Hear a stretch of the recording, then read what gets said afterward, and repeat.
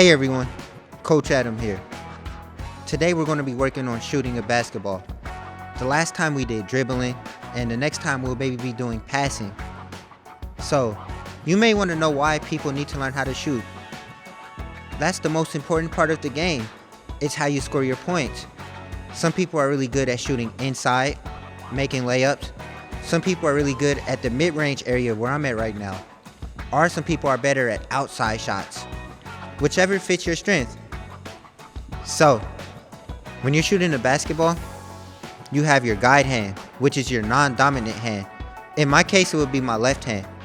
And you have your shooting hand, which is your dominant hand, right? So when you're shooting a basketball, you would want it to look something like this. See how I'm bringing the ball up with my shooting hand, but I have my non-dominant hand to guide it as well, so I can keep the ball balanced when I'm going up for a shot.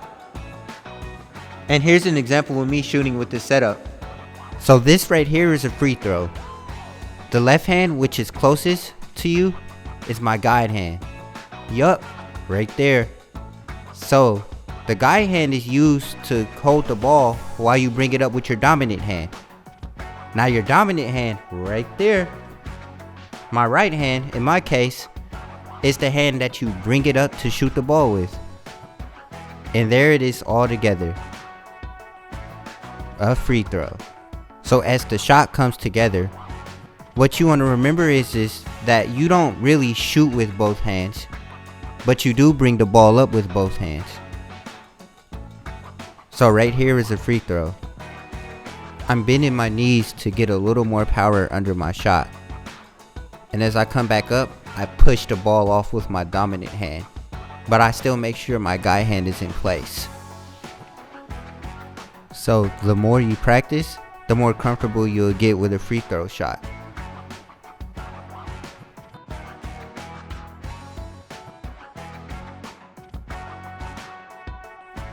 So what I'm going to show everyone is a floater.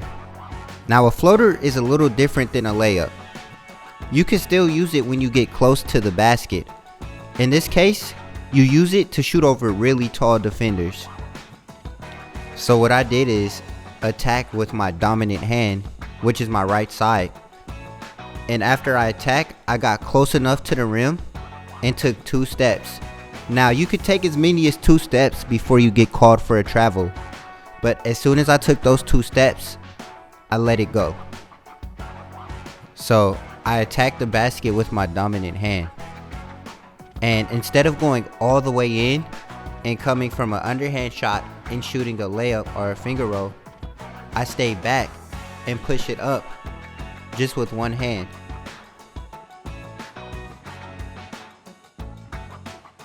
Thanks for watching. If you guys are able to get to a basketball court, be sure to find different lines, free throws, or anywhere to practice your shots, because I know I'm going to be. I'll see you guys in the next video.